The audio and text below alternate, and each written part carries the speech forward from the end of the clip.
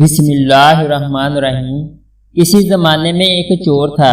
وہ ایک بادشاہ کے محل میں چوری کرنے کے ارادے سے گیا۔ رات کا وقت تھا اور محل کے ایک کمرے سے بادشاہ اور اس کی بیوی کی گفتگو کی آواز آ رہی تھی۔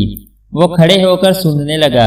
اگرچہ ایسا سننا غلط ہے، ناجائز ہے، چوری ہے، لیکن چور تو چوری ہی کرنے آیا تھا۔ آخر وہ چور ہی تو تھا۔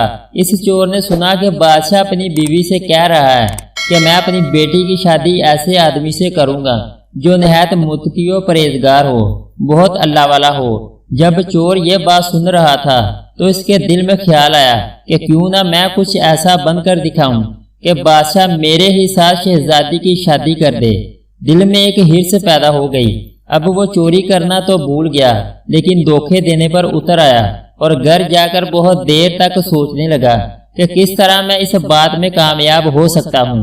پھر ایک تدبیر اس کی سمجھ میں آئی کہ بادشاہ کے محل کے قریب ایک مسجد ہے، اس میں جا کر بزرگانہ لباس پہن کر اور ان کی وضاحت اختیار کر کے وہاں دن رات عبادت میں مشغول ہو کر بیٹھ جاؤں تو شاید یہ بات بادشاہ تک ضرور پہنچے گی کہ کوئی آدمی یہاں ایسا متقی پرہیزگار ہے جو دن رات اللہ کی عبادت میں مصروف ہے، تو ہو سکتا ہے کہ بادشاہ کی نگاہ میرے اوپر پڑ جائے اور میں شہزادی سے شادی کے لیے چن لیا جاؤں۔ یہ اس چور کا ایک نہایت حقیر اور ذلیل دنیاوی مقصد تھا جس کے لیے اس نے یہ ارادہ کیا۔ پھر اس نے اپنے پروگرام کے مطابق بزرگانہ لباس و پوشاک وضاحت اختیار کر کے اس مسجد میں جا کر نمازوں پر نمازیں، ذکر و تلاوت، مراقبہ سب شروع کر لیا۔ دن گزرتے رہے اور لوگوں میں شہرت ہوتی گئی کہ کوئی بہت بڑے ولی یہاں آ گئے ہیں جو دن رات عبادت کرتے ہیں۔ یہاں تک کہ یہ بات بادشاہ تک پہنچ گئی کہ یہاں کوئی اللہ والے آ کر بیٹھے ہیں، جوان، زہد و عبادت میں لاجواب، تقوی و طہارت میں بے نظیر۔ جب بادشاہ کو یہ بات معلوم ہوئی تو انہوں نے اپنے ارادے کے مطابق غور و فکر شروع کر دیا کہ شہزادی کے متعلق جو سوچا تھا اس کے لیے اسی کا انتخاب کیوں نہ کر لیا جائے۔ بادشاہ نے اس سلسلے میں گفتگو کے لیے اپنے وزیر کو بھیجا۔ وزیر اس شخص کے پاس مسجد پہنچا اور باادب ہو کر اس سے کہا کہ میں آپ کی خدمت عالیہ میں بادشاہ کی طرف سے ایک پیغام لے کر آیا ہوں۔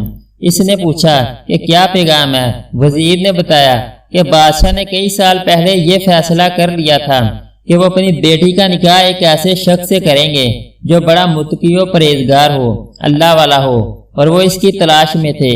ان کی جو نظر گئی تو نظر انتخاب آپ پر آ کر رک گئی ہے، لہذا بادشاہ نے مجھے بھیجا ہے کہ اس سلسلے میں آپ سے گفتگو کروں۔ یہ شخص جو دراصل اسی تمنا و آرزو میں یہاں آ کر بیٹھا تھا بہت دیر تک وزیر کی گفتگو سنتا رہا۔ اس کے بعد اس کی آنکھوں سے آنسو جاری ہو گئے۔ وزیر نے پوچھا کہ کیا بات ہے تو کہنے لگا کہ آج جو پیغام لے کر آپ آئے ہیں یہ پیغام مجھے منظور نہیں ہے۔ وزیر نے کہا کہ کیوں منظور نہیں؟ اس شخص نے کہا کہ دیکھیے، میں صاف صاف بات آپ کو بتاتا ہوں کہ میں اصل میں ایک چور تھا اور ایک مرتبہ بادشاہ کے محل میں چوری کے ارادے سے گیا تھا۔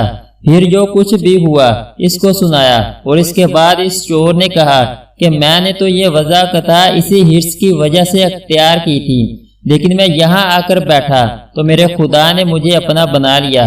اب بس اس کے بعد مجھے اور کسی کی ضرورت نہیں، میرے لیے میرا خدا کافی ہے۔ بے شک جب عبادت ہو جائے، نماز ہو جائے، ذکر ہو جائے اور ہماری دیگر عبادتیں واقعی عبادتیں ہو جائیں تو بے شک یہ نمازیں اور عبادتیں انسان کو برائیوں سے روکتی ہیں۔ اگر آپ کو ہماری ویڈیو اچھی لگے تو اس کو لائک اور سبسکرائب کر دیں۔